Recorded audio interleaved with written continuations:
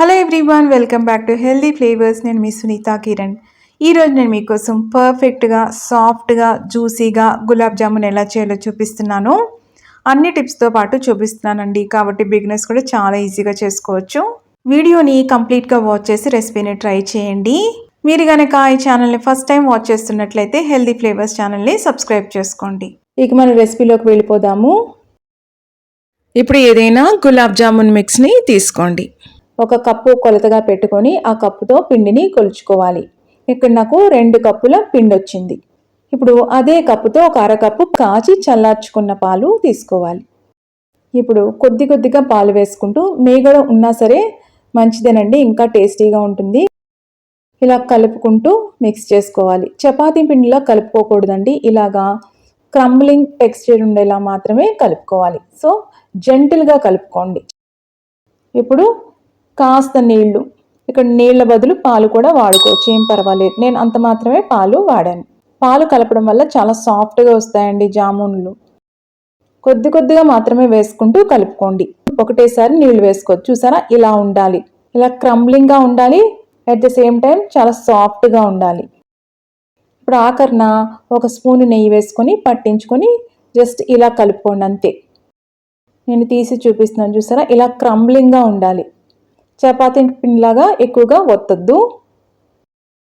చూసారా ఎంత సాఫ్ట్గా ఉందో.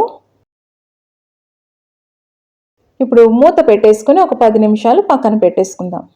ఇప్పుడు ఒక మందంగా ఉన్న గిన్నె తీసుకున్నాను.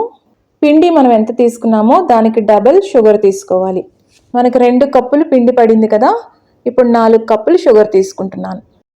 ఇప్పుడు వాటర్ కూడా మనం షుగర్ ఎంత తీసుకున్నామంటే 4 కప్పులు షుగర్ తీసుకున్నాం కదా, 4 కప్పులు వాటర్ యాడ్ చేసుకోవాలి.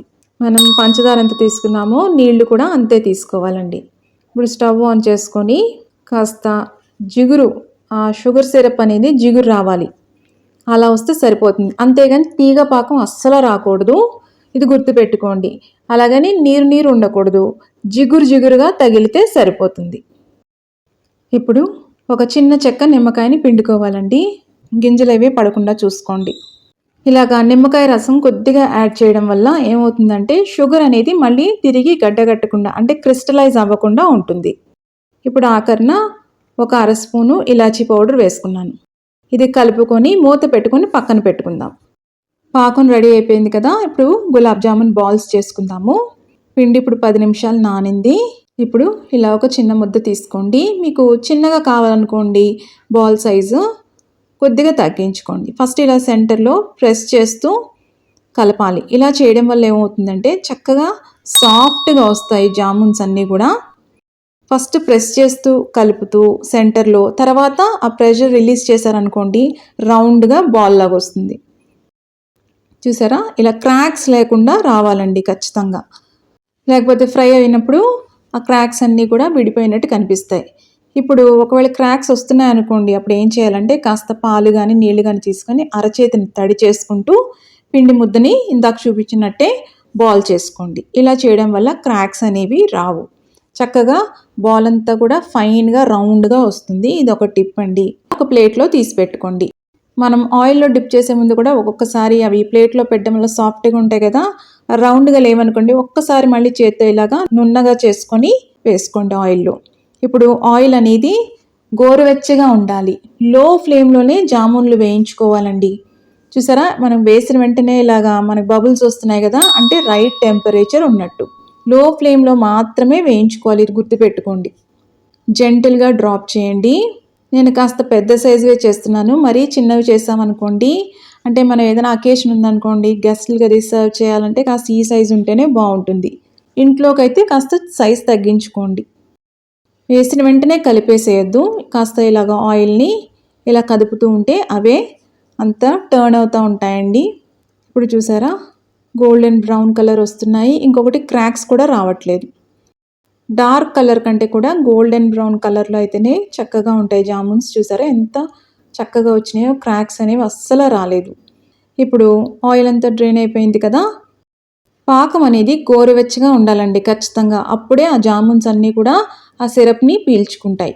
ఒకవేళ చల్లబడితే మాత్రం కాస్త పాకాన్ని వెచ్చబెట్టుకోండి. ఇలా వేసిన తర్వాత ఒక్కసారి ఇలా కలుపుకోండి. ఆ పాకం అంతా కూడా పీలుస్తుంది. ఒకవేళ ఎక్కువ షుగర్ సిరప్ కావాలి అనుకోండి, మీరు పాకం చేసుకునేటప్పుడు ఒక అరకప్పు షుగర్ ఎక్కువ వేసుకోండి, అలాగే అరకప్పు నీళ్లు కూడా.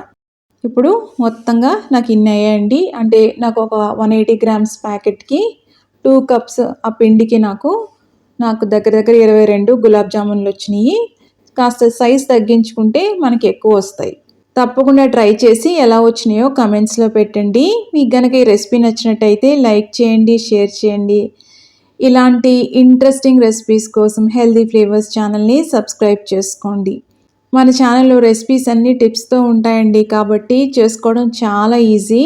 చూసారా ఎంత పర్ఫెక్ట్గా వచ్చినాయో, క్రాక్స్ రాలేదు, చక్కగా రౌండ్గా వచ్చినాయి. వేయించుకునేటప్పుడు మాత్రం లో ఫ్లేమ్లో కాస్త అంతా ఉడికే వరకు ఫ్రై చేసుకోవాలి. మళ్ళీ మరొక ఇంట్రెస్టింగ్ రెసిపీతో మిమ్మల్ని కలుస్తాను. అంతవరకు stay healthy, happy. Thank you.